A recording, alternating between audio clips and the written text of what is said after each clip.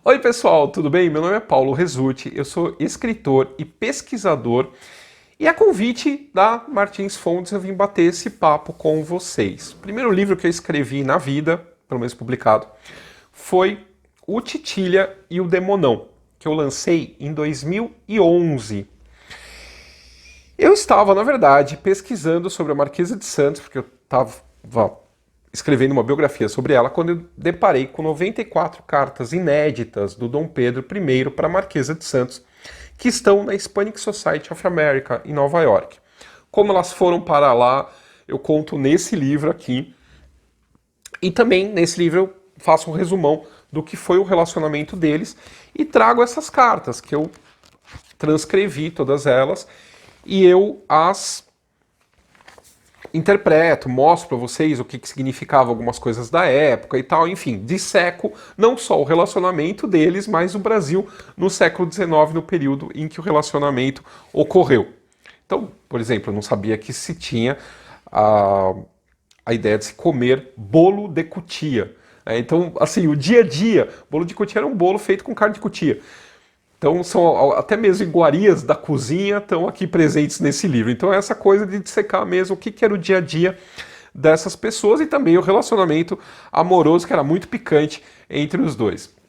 E aí eu voltei para a biografia dela, da Marquesa de Santos, e lancei Domitila, a Verdadeira História da Marquesa de Santos, em 2013, mostrando tudo que ela foi muito além de ser amante do Dom Pedro I.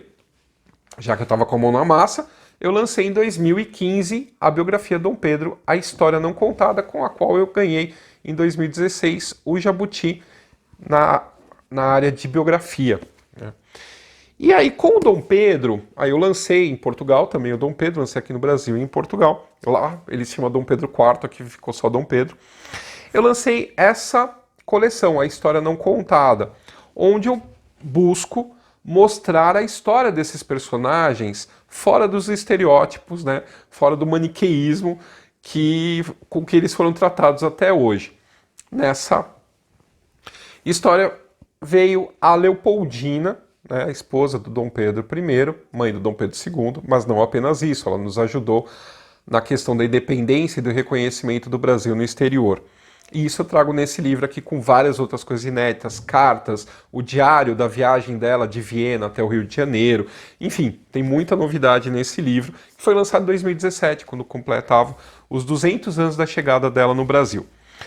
Nessa história de biografar mulheres, eu percebi o quanto a trajetória delas ou foram diminuídas, e sendo algumas completamente apagadas. Então, a Leopoldina não dava para apagar a imagem da imperatriz, mas ela entrou na história como a mulher traída, né, que teve que conviver com a amante, e como mãe do Dom Pedro II e esposa do Dom Pedro I.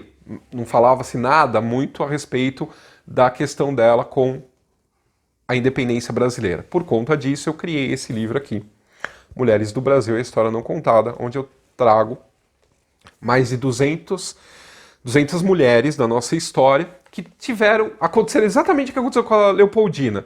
Elas foram diminuídas ou então algumas completamente apagadas. Por exemplo, eu conto a história das vivandeiras, as mulheres que muitas vezes acompanhando seus maridos na Guerra do Paraguai acabaram tomando armas e lutando dentro do exército brasileiro. Também é uma história muito apagada.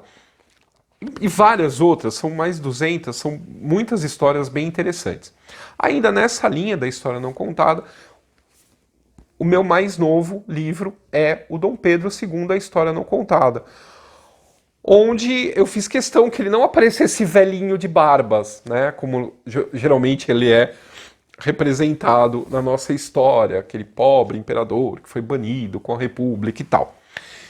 Ele foi criança, adolescente, tudo isso é muito apagado dessa história. E nessa de estudar como era ele criança, como era o relacionamento dele com as irmãs que ficaram com ele aqui no Brasil, lembrando que ele perdeu a mãe em 1826 e o pai foi embora para o exílio em 1831. Então ele foi criado sozinho com a irmã, com as irmãs no Palácio de São Cristóvão.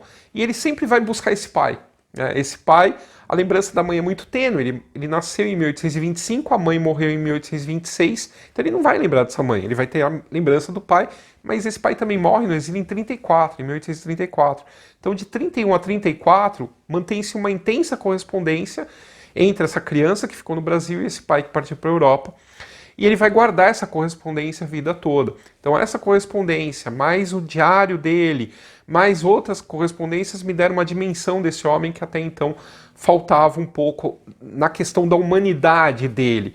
É como ele vai perseguir essa ideia desse pai, tanto no Brasil quanto no exterior.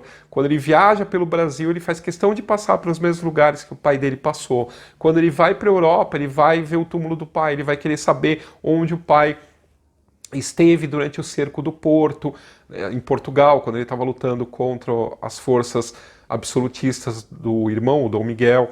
Então, eu tento trazer bem essa humanidade, inclusive também descobrindo que ele teve várias amantes, e tem as cartas das amantes do Dom Pedro II, né, nesse livro sobre ele. E a única diferença dele para o pai é que ele foi muito mais discreto e ele foi muito mais educado para governar e para ter uma ideia da dignidade imperial que faltava completamente do Dom Pedro I.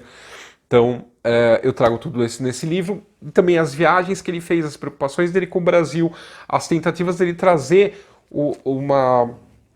as ideias de fora para cá, todas as viagens que ele fez para o exterior, a participação dele na exposição da Filadélfia, que marcava os 100 anos da independência dos Estados Unidos, todo o relacionamento dele com os sábios europeus, eu trago aqui nesse livro, que eu espero que vocês gostem. Um abraço, até mais.